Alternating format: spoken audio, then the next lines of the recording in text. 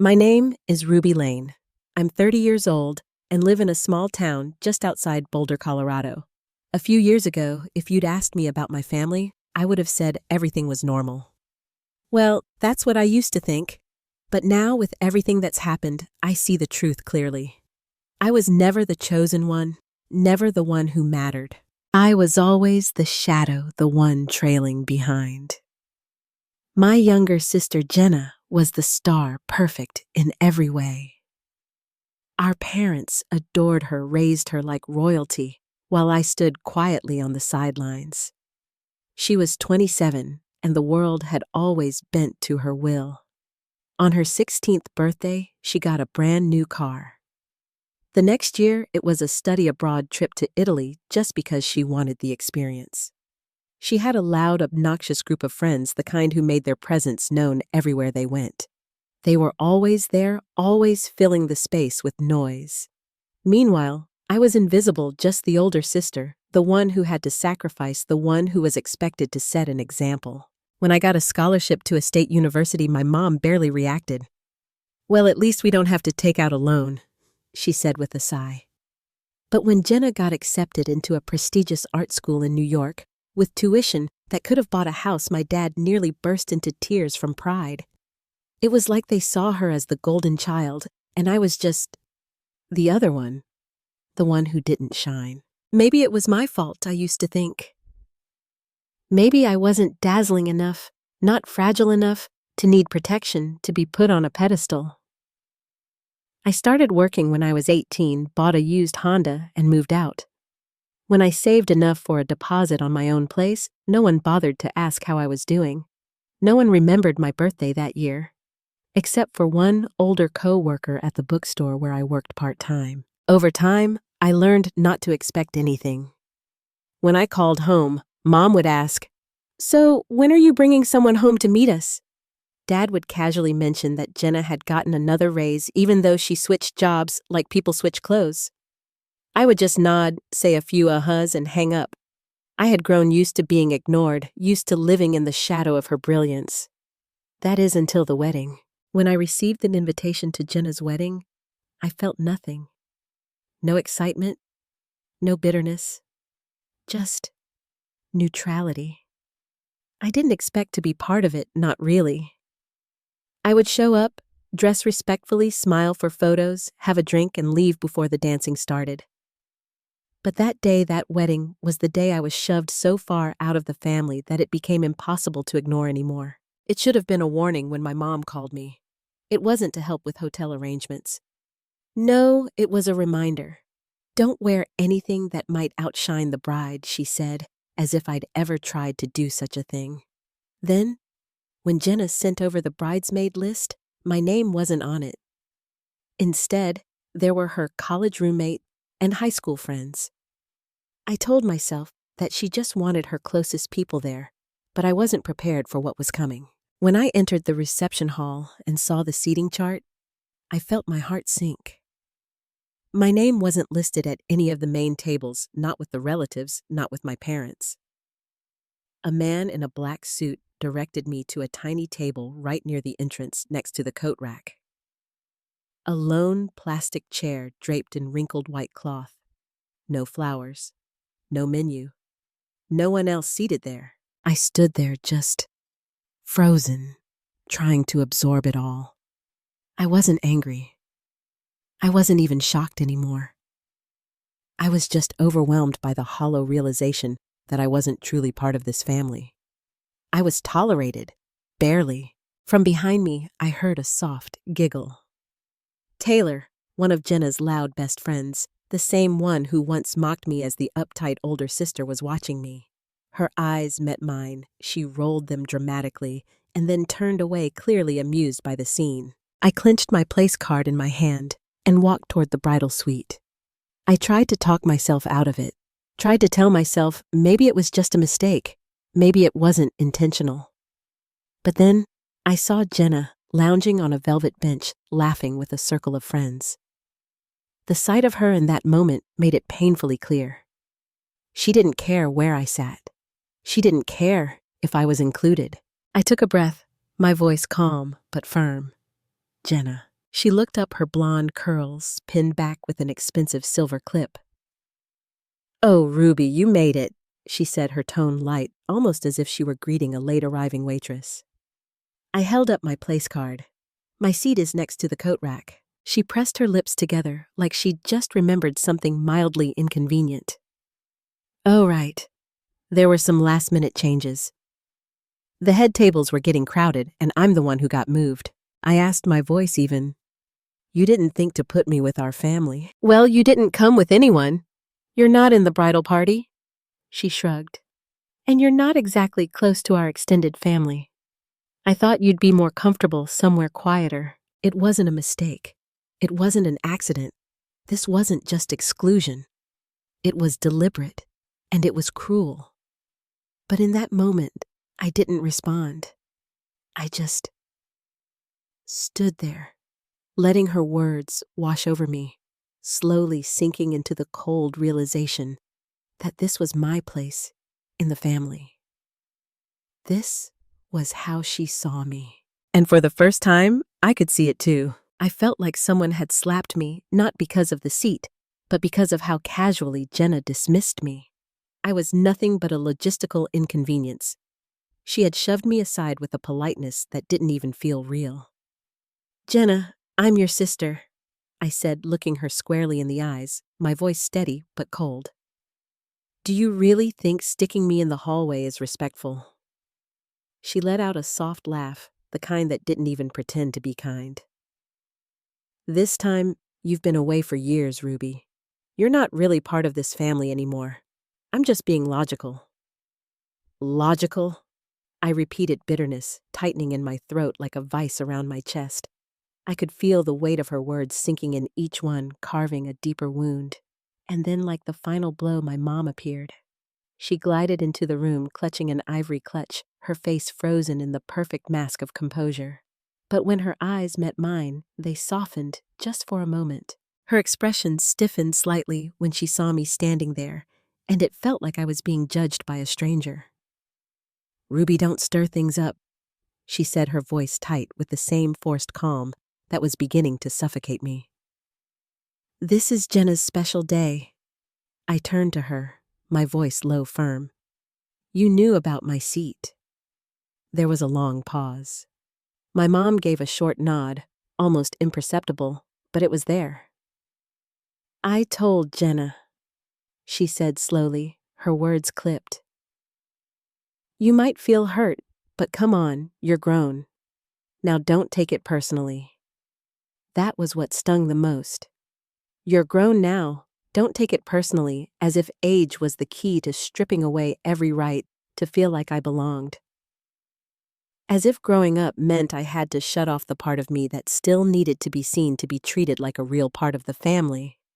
I took a deep breath, forcing down the sharpness that threatened to spill over. "So just because I live on my own and didn't bring a +1, I'm no longer considered family?" My mom glanced over at Jenna, then sighed. "Ruby, families change. Everyone has a role, and today, your role is to support the bride." I didn't argue. I couldn't.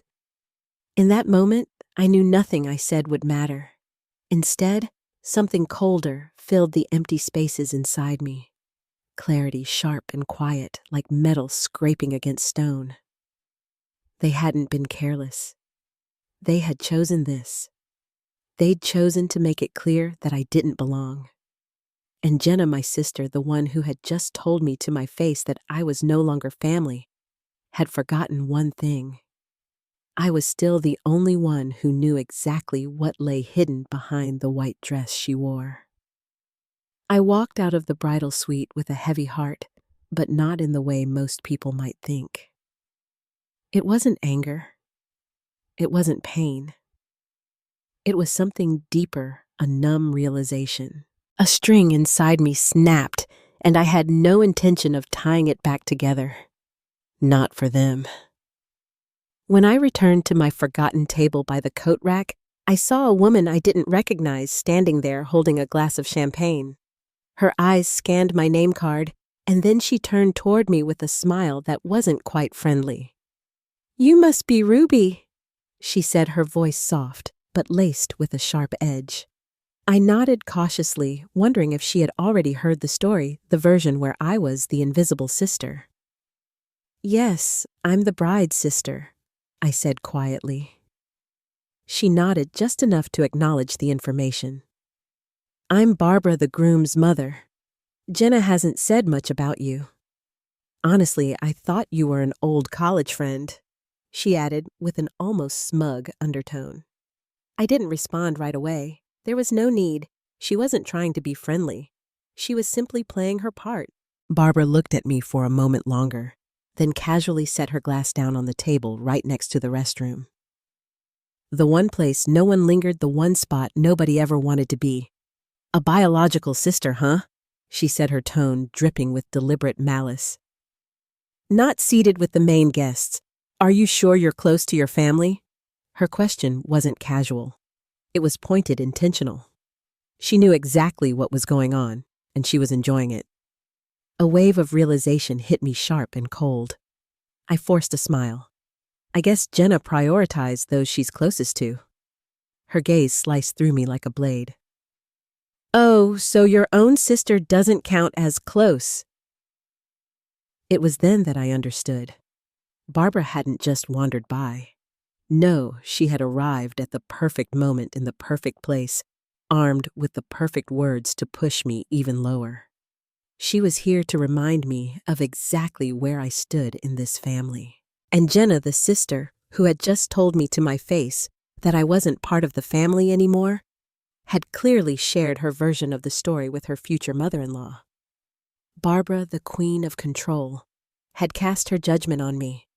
I was nothing but a joke to them, a pitiful outsider. What a shame indeed. In a voice that was still measured, she continued, her eyes narrowing with cold amusement. In every wedding I've hosted or attended, those closest to the couple usually sit in the best spots. I chuckled, unable to hide it anymore. Yeah, that's what I used to think too. She shrugged, not missing a beat. But maybe this was the right call. And in that moment, I knew. I had been placed exactly where they wanted me. Lower, quieter, easier to ignore. But then I remembered the things Jenna had whispered to me in those rare, private moments. The things she had said about Barbara, how she called her the queen of control, and admitted she was only tolerating her until the wedding was over. I tilted my head slightly, meeting Barbara's probing stare. Honestly, I'm a little surprised to see you being so friendly. Barbara blinked, caught off guard by my directness. Why's that? I shrugged, the faintest smile pulling at the corner of my lips. And in that moment, I realized something. Jenna may have tried to push me down, but I was still standing, and I wasn't going anywhere. Jenna usually gets tense whenever she talks about you. Once she even said, "Let me think if she gives a speech at the wedding, I swear I'll walk out." That line stuck with me. Barbara's hand, which had been holding her glass, froze midair. Her smile faltered, shifting from polished to something colder, something more calculated. I let the words hang in the air light as a passing comment on the weather.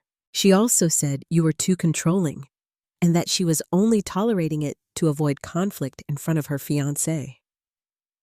I tilted my head slightly, feigning confusion, as if I were simply recalling a casual memory. Maybe I remembered it wrong. Anyway, that's between you two. I shouldn't get involved. Barbara stared at me for what felt like an eternity. Her eyes flickered with the faintest hint of disbelief, the sharpness in them dulled by something I couldn't quite place. Her smile disappeared entirely. It was as if she had heard something too raw, too real, and in that moment, she was the one frozen, the untouchable woman standing still, exposed by her own daughter's betrayal. The silence between us deepened thick with the weight of unspoken truths. I turned away, then walking to my lonely table with the empty glass of water. But unlike before, when I had walked away resigned this time, I carried a storm with me, a storm that had no intention of being ignored. I returned to the reception hall a moment later, the atmosphere now heavy with the soft strains of a ballad playing through the speakers. Glasses clinked, and all eyes turned to the couple ready to begin the ceremony. I stood at the edge of the corridor watching Barbara. Just moments ago, she had reveled in the subtle humiliation she had dished out to me. Now her expression was stone. No warmth, no grace. She marched toward the podium, eyes like knives prepared to face the very woman who had just mocked her behind closed doors. Jenna, her face painted with a perfect smile, stepped out from backstage. Her white bouquet clutched tightly in her hands, she greeted guests on both sides, trying to play the part of the perfect bride. But when her eyes locked with Barbara's piercing gaze, her steps faltered. She paused just for a moment, as if something inside her cracked. The image of the perfect bride began to crumble before my eyes. I didn't shout. I didn't need to. I simply lifted my glass of orange juice to chest level, stood tall, and spoke with a calm that I had never felt before. "Excuse me, may I have a moment?" The music softened. A few heads turned in my direction. Jenna spun around, her eyes wide with panic. For the first time, her flawless makeup couldn't hide the fear in her eyes. "What are you doing?" she hissed, her voice low but sharp. Her smile now forced and brittle. I didn't answer her. I kept my gaze on Barbara, standing perfectly still, both hands clenched in front of her. I let the silence hang for a heartbeat longer before I spoke again, steady and unwavering. "I think it's time to clear a few things up. I've heard enough, and now everything needs to be put back where it belongs." The air in the room thickened, each word I spoke echoing in the silence. I turned toward Barbara, my tone level. "Jenna once said I began deliberately slow that you shouldn't wear a metallic dress today because it would outshine the bride. Isn't that right, Jenna?" Jenna's face drained of all color. "Shut up," she whispered under her breath, but I didn't stop. "She also said that if you gave a speech at the wedding, she'd put on her veil and walk out." I continued, my voice rising, just enough to carry across the room. A soft laugh rippled from the left side of the hall. One of the bridesmaids quickly covered her mouth, her eyes flickering between shock and amusement. Jenna Barbara's voice cracked, her rage starting to show. "What is this?" Jenna stammered, her hands visibly trembling, her facade crumbling. "No, it's not like that." I tilted my head, my voice cutting through her defense like a blade. "Not like that." "Then what about when she said she'd tolerate you for a few more months and then find reasons to limit visits after the wedding?" I paused, letting the words sink in. "Or when she called you power-hungry enough to want to control the wine selection." "Stop it!" Jenna screamed, her face flushed bright red. Her voice cracked with the desperation of someone trying to claw their way out of a lie. "I wasn't done. Barbara, you don't have to believe me. But Jenna once said, word for word, I'd rather get married without a ceremony than let my mother-in-law give a boring speech that puts everyone to sleep." Whispers exploded through the room like a rising tide. The music had stopped entirely. All that remained was the sound of truth peeling away the perfect facade. My mother stood frozen in the far corner, her face pale as paper, her body rigid with shock. My father stared down at the floor, wishing he could vanish. I looked past them at the people who had once told me not to make a scene, who had told me to be quiet, to hide my hurt. Now they were the ones left without a place to hide. Barbara stepped forward, no longer angry, just shattered. Her voice slow and deliberate cracked through the charged silence. "So, this is how you speak about your new family?" Her eyes were locked on Jenna, as if she were seeing her for the first time, a stranger now. Jenna faltered, her breath catching. "I didn't," she stammered, her voice thin with panic. "I didn't think she would." "Oh, you didn't think your sister would be here?" I said, my tone calm, cutting through the tension. "Or That someone would expose you in front of everyone. Barbara's voice wasn't loud, but it rang out sharp and unyielding through the now stunned ballroom. Jenna turned toward me, her eyes burning with something more than fury, pure, undiluted hatred. You ruined everything. Her words, heavy with venom, cut through the silence. I met her gaze with cool calm, my voice even. No, Jenna. You did that all on your own. You just didn't think anyone would speak up.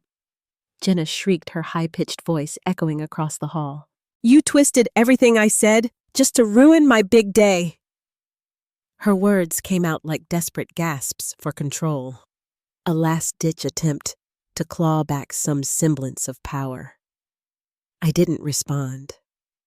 I simply stood still, my presence solid, watching as the guests remained frozen, unsure whether to look away or stay glued to the unfolding spectacle.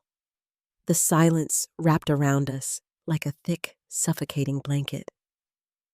Barbara took a step back, her fists clenched at her sides, her eyes cold. Made it up. So I imagined all those late-night calls. I hallucinated what you said about me and my family. Her words were thick with disbelief, laced with a betrayal she had never expected. Jenna lunged forward at trying to grab Barbara's hand, but Barbara jerked away sharply, her resolve ironclad. I've poured time, money, and my name into this wedding, and what do I get? A daughter-in-law who talks behind my back, fakes politeness in public, and builds her entire image on lies. Jenna's face flushed deep red with panic and rage, the fight draining from her as quickly as it had surged. She turned to me, eyes now ablaze with fury. Is this what you wanted, Ruby? For me to lose everything? For people to pity you? I stood firm, my voice unwavering. I said it because you've used people as props for too long. Today, your act finally ran out.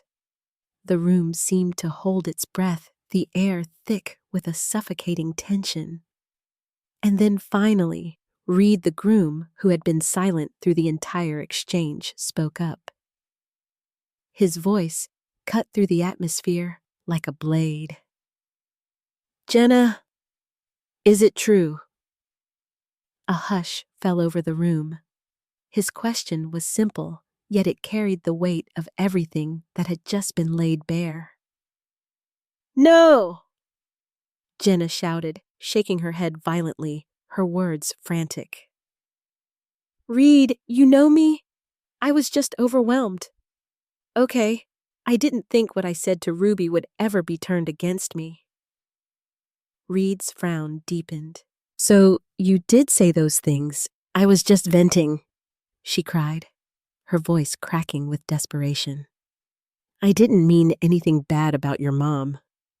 You know me. She clasped her hands together as if begging for mercy. But Barbara was done. Barbara let out a bitter laugh and turned toward my parents, who had been silent the entire time, trying to remain invisible. She spoke with a venomous calm, her voice no longer courteous. And you too, she began, her words dripping with disdain. This is what your parenting produced. Someone who lies, manipulates, and shifts the blame onto the person who dared to speak the truth. My mom's face drained of color, her body trembling as she shook her head nervously. Barbara, I believe Jenna didn't mean any harm. Never fault her for being who she was. No harm, Barbara cut her off, her voice rising with fury, and yet she didn't hesitate to use my family as a tool to maintain her image. What a masterpiece of double-faced living. My dad, his hands trembling, gently tugged at my mom's arm, signaling for her to stop. But it was too late. The damage had already been done. The room was no longer a celebration, it was a battlefield. Some guests were already standing, unsure whether to leave or stay, while others avoided eye contact with the bride, as if even looking at her was an act of shame. The carefully orchestrated wedding was unraveling thread by thread in front of everyone. Then Reed pulled his phone from his pocket, glancing at the screen before looking back at Jenna. "Jenna, did you know my mom called me last night, worried that you've never once reached out to her on your own?" Jenna went silent, her hands clasped tightly in front of her, her eyes wide with shock. "I thought you were just reserved," Reed continued. "But after what I heard today, I'm not so sure anymore." The words hit Jenna like a brick, her face draining of color, then flushing with anger. "You're calling off the wedding over something my sister made up?" Reed took a step back, his face tightening. "I don't know who to believe anymore. But I do know one thing: I can't walk into a marriage built on secrets and two-faced words." Jenna looked around frantically, hoping anyone, would step in to salvage what little was left of her image. But no one did. The silence was deafening. She turned to me, her voice low and seething through clenched teeth. "You won." I met her gaze, unwavering. "No, Jenna. You just made yourself lose." I stood there for a moment in the center of the reception hall, bathed in soft yellow light. The eyes of the guests were on me, some pretending not to watch, others unable to look away. The room felt suffocating, as though the weight of all the lies and betrayals had pressed down on everyone. No one called after me. No one defended Jenna. The air was thick like forged iron, pressing down on everyone as if every mask in the room had slipped. I took a deep breath, then turned, walking with deliberate calm toward the gift table draped in white near the stage where Jenna and Reed had planned to receive well wishes. I walked without shame, without hesitation, knowing that the truth had already been spoken. My mother called out softly, "Ruby, what are you doing?" Her voice was fragile, desperate, but I didn't answer. She knew. Everyone in that ballroom knew the small wooden box I had brought that morning still sat neatly among the flashy gifts wrapped in silver ribbons. It wasn't the most expensive present, but it carried meaning. I had spent weeks choosing it, having their names and wedding date engraved on the glass. A gesture from the heart, something that was supposed to matter. Before I was pushed aside like a stranger at someone else's dinner, I bent down, lifted the box with both hands, and turned to face Jenna. Her eyes widened. "You can't be serious." I gently tightened my grip on the box. "You said I'm not family anymore, so there's no reason to keep a gift from a stranger?" Jenna's face turned crimson fury flashing across her features. "You're so immature. Even now you have to cause a scene." I let out a soft laugh, the sound almost mocking in its calmness. "Oh no, I'm just reclaiming a misdelivered package. Wouldn't want it triggering an allergic reaction in your married life." A few guests stifled their laughter, others sighed or shook their heads, but no one spoke up for Jenna. Not a single person. The silence that followed felt heavy, suffocating. I turned to Reed. "Good luck," I said, looking at him. He glanced at me, then at the box, his eyes drifting somewhere I couldn't quite read. But he said nothing, and in that silence, I heard everything. "Enough." My mother stepped forward, her voice urgent, nearly pleading. "Ruby, don't make this worse. Just leave the gift and go, please." I didn't look at her. I simply took a step back, still holding on to the one thing that had once symbolized my attempt to stay kind, to hold on to something that mattered. "I think everything's clear now," I said, my voice steady. "I'm just following the rules. This family has shown me not invited, not welcomed, not needed." Barbara stood near the champagne table, her eyes still on me. As I turned away, I caught something I'd never seen in all these years. A quiet nod of respect from the woman who had once made me feel like I didn't belong.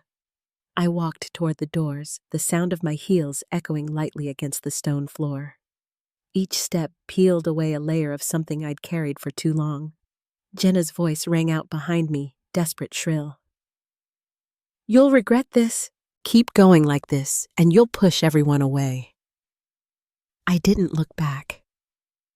I didn't need to. The last glimmer of chandelier light slid across the glass wall as the ballroom doors closed behind me, shutting out the world I'd once tried to belong to. Outside, the air was cool, not windy, just crisp enough to make the hem of my dress shift slightly as I clutched the box to my chest. My eyes didn't sting. I didn't need tears. There was only one quiet realization blooming in my chest, something stronger than sadness. It was like I had just reclaimed something stolen from me long ago. Not a seat at the wedding, but my self-respect. The next morning, I woke up around 9:00 a.m. Sunlight cut through the curtains in my living room, and my phone lay face down on the table beside the sofa. It buzzed in short, urgent bursts, the kind of frantic energy I didn't need to check to recognize. I picked it up. 16 missed calls, 9 voicemails, 22 text messages. Mom Jenna, even my aunt in Arizona, who only ever calls when her daughter's tuition is due. I didn't rush to read them. I brewed a cup of coffee, slowly savoring the quiet, the calm before the storm. Then I sat down, scrolled through the cascade of incoming messages. "Mom, Ruby, what have you done? You ruined your sister's big day. Call me back right now. This isn't over." "You call that sisterly love? Have you no shame? I can't believe you actually did that. You made Reed doubt everything, all because you're jealous. You will apologize. You have to apologize.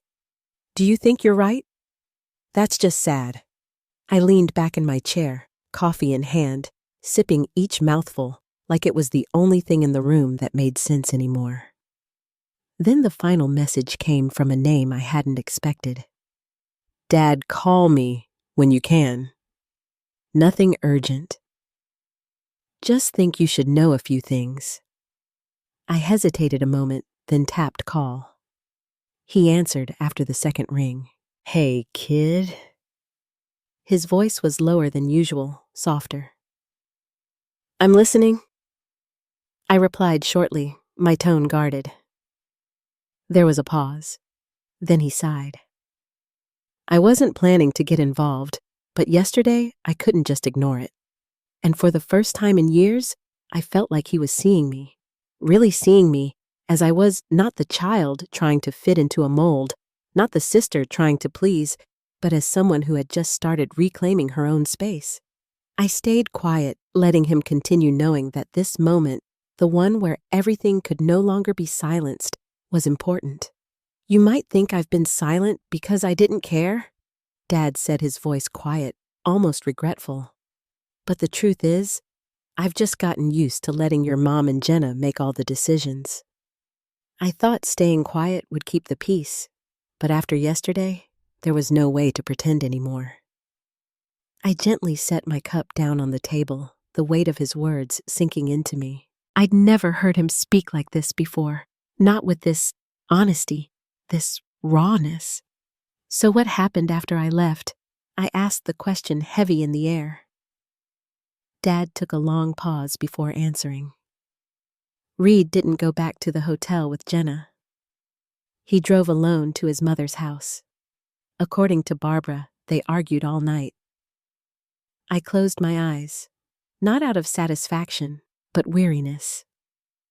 Years of silent hurt had all come to a head, everything spilling over in a single explosive night.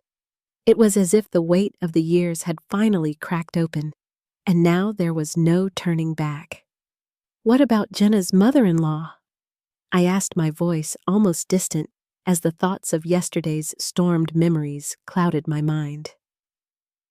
"Barbara called your mom at 7:00 a.m. this morning. She made it clear she doesn't want Jenna involved with her family anymore. Said Jenna's dishonest and doesn't deserve to be her son's wife." I leaned my head back against the chair, feeling the coolness of the room settle around me. I didn't need to say anything to that. The silence said it all. And how did Mom react? She blamed you. Dad's voice was heavy now, as if the words themselves weighed more than he could carry. Of course. I let out a soft chuckle devoid of humor. It was no surprise. This was the pattern, wasn't it? They always blamed me. Always found a way to twist things until I became the one at fault. Dad hesitated. Jenna still won't admit she's wrong. She thinks you're the one who escalated everything. And believe it or not, she wants you to call Barbara and say it was all just a misunderstanding. I was silent for a moment, letting his words sink in. Then, in a steady voice, I replied, I won't apologize for telling the truth. Dad exhaled gently, a sound of understanding. I know, he said softly, and honestly, I don't think you should. I turned toward the window. The sun was already high, casting light on the shrubs swaying gently outside. I didn't feel joy, but I did feel something else, a calm certainty, as if I had finally stood where I was always meant to stand. You know, Ruby, Dad added, his voice thoughtful, maybe for the first time I actually understand why you've kept your distance from this family. I didn't respond right away. But in my mind, the truth had never been clearer.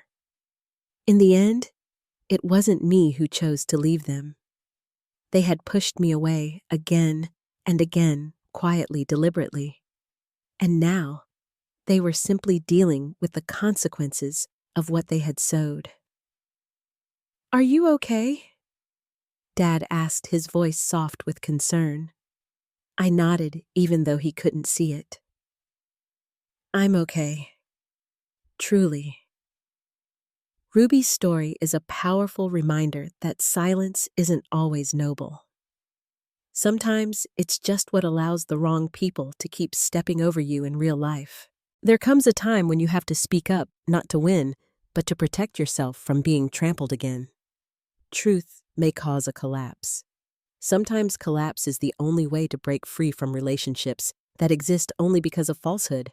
Courage isn't about fighting. It's about knowing when to walk away and never look back. What do you think about how Ruby chose to confront the truth and set her family boundaries? Share your thoughts in the comments. And don't forget to follow the channel for more deeply emotional, real-life stories and valuable lessons on family.